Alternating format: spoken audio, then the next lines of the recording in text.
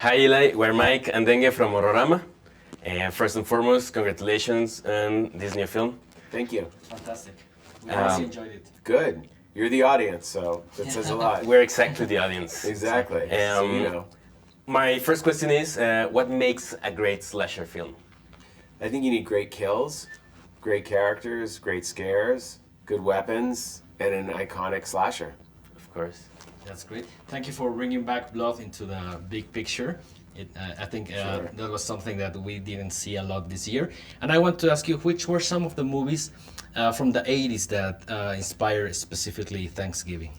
Well, obviously, you know, when you go you can trace from Black Christmas to Halloween. I mean, you get a little bit of Twitch of the Death Nerve, but the movies was like Halloween, My Bloody Valentine, April Fool's Day, Mother's Day, anything set around a holiday. Silent Night, Deadly Night was a big one. And then later Mute Witness is a big influence on Thanksgiving. But I always felt that November was like a dead zone.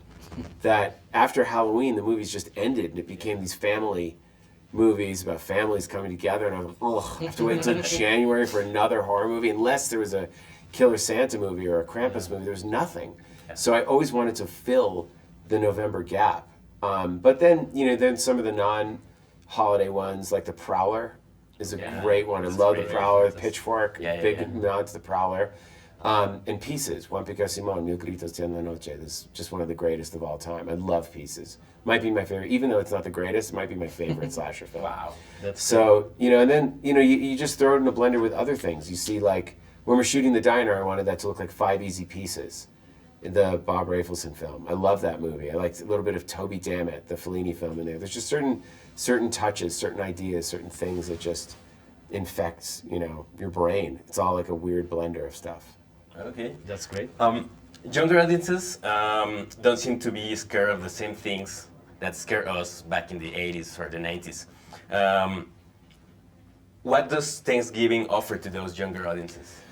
Well, I think you can't do the same thing you did in the 80s. It's not a movie set in the 80s. It's not an 80s movie. But I think that watching kids with social media deal with a killer, you're watching, you know, there's very basic things of how do you handle something you can't control, the loss of control. And the kids, you know, an innocent night turning into a night of tragedy in that trampling where they're just being stupid kids having a fun night out and it turns into this horrible, horrible death.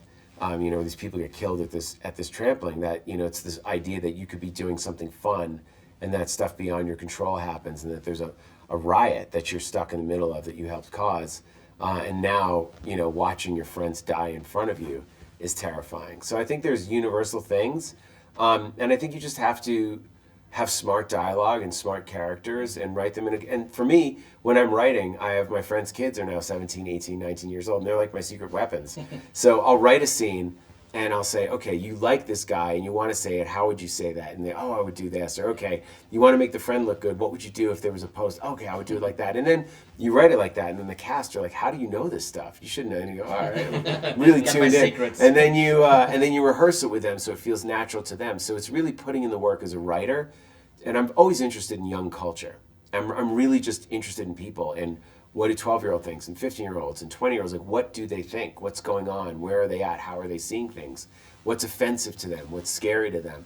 So it's just, you know, as just kind of an interested person, just talking to them and having conversations and just being completely wide open to, you know, what they have to say. That's fantastic. And which was the main challenge of bringing a fake trailer to a full-length movie? Well, it started, you know, this idea started when I was 12 years old. So after the fake trailer was just an opportunity to add those kills we had already thought of from the time we were kids. But then the challenge became, the trailer was so successful, people loved it so much, how do we connect those kills? And we couldn't, because there's no story, so you're just, the movie's ridiculous. So, and the trailer's supposed to be fun and absurd and silly. And I wanted to make a real proper slasher movie, playing by the rules of slasher films, all the conventions that I love. So